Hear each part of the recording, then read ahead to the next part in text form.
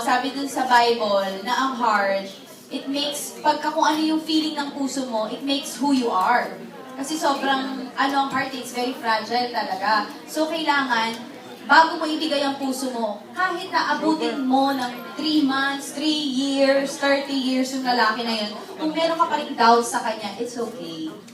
Diba? Kasi puso mo yung ibibigay mo. So, kung pinipressure ka niya, sagutin mo na ako, medyo magtaka ka na, OA naman itong lalaki.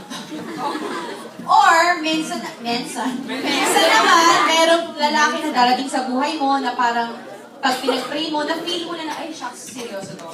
Ito yung para sa akin.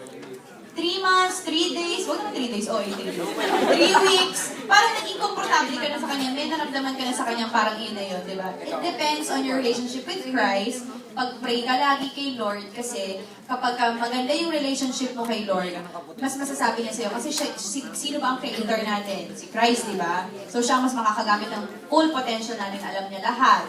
So kapag kung wala ka talaga relationship kay Lord, parang di mo alam kung like, kunwari, hindi ko siya kaibigan, si Arjo. So, kung di ko kaibigan si Arjo, kahit anong gawin ko, na talagang seryoso ang nararamdaman para sa inyo, yung talagang totoo, na gusto ka, crush ka, totoong mahal ka, nahihirapang sabihin yan. Kapag ang isang lalaki, unang kita pa lang sa inyo, crush kita, alam mo, ikaw ang babae para sa akin. Mag-iingat kayo. Kasi parang template na lang yun sa utak niya or parang gaguhan lang yun. Kasi, di ba ang isang bagay na seryoso or isang bagay na totoo, ang hirap sabihin? Yes! Like ikaw, inis ka sa best friend mo, di ba minsan di mo masabi? Kasi truth hurts, di ba? Yes. So, ang isang lalaki na parang ang bilis bitawan na mahal kita, gusto kita, ligaw tayo na, kung ayaw mo, di ba? May mga ganun pa.